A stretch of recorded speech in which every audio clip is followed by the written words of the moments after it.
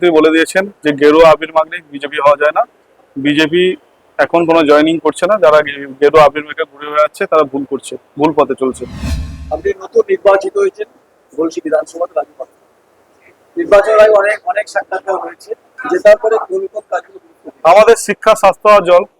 প্রথমে মানুষের শিক্ষা নিয়ে চিন্তা ভাবনা করছি এবং প্রত্যেকটা স্কুলে আমরা ভিজিট করব। তারপর মেডিকেল, স্বাস্থ্য, তারপর মানুষের পরিষেবা, জল। একটা বিষয় যেটা বারবার আতঙ্কিত হয়ে পড়ছে, যেটা প্রেসিডেন্ট জানে, প্রত্যেকটারই মানুষরা উদ্যোগ করছে কেন আবির মেকে উত্তরীয় করে জয়শ্রীরামপুর চাপ করে। সেটা আমার প্রেসিডেন্ট আছেন, উনি বলতে পারবেন আরো ভালো। উনি সাংগঠনিক। আমি জেলা অফিসে আমাদের এখানে মুখ্যমন্ত্রী বলে দিয়েছেন যে গেরুয়া আবির মাগলে বিজেপি হওয়া যায় না। বিজেপি এখন কোনো জয়েনিং করছে না। যারা গেরুয়া আবির মেখে ঘুরে বেড়াচ্ছে তারা ভুল করছে, ভুল পথে চলছে। তাদের জন্য দল যথাযথ ব্যবস্থা নেবে। কৃষি ব্যবস্থা সামগ্রিক উন্নয়নের ক্ষেত্রে সেচ ব্যবস্থাকে সুচারুভাবে পরিকল্পনা।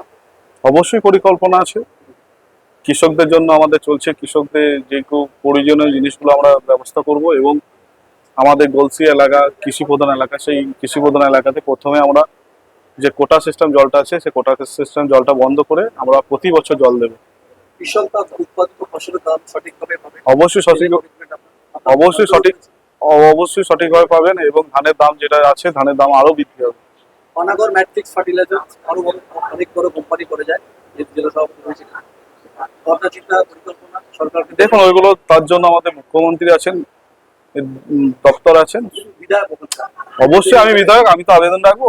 আর আমার দল ভারতীয় জনতা পার্টি সরকার পশ্চিমবঙ্গকে সোনার বাংলা করবে, তার পথে হাঁটা শুরু করে দিয়েছে। কর্মসংস্থান তৈরির ক্ষেত্রে অবশ্যই কর্মসংস্থান হবে, কিন্তু একটু সময় দিতে হবে। সব এখনই তো করা সম্ভব নয়, একটু সময় তো দিতে হবে।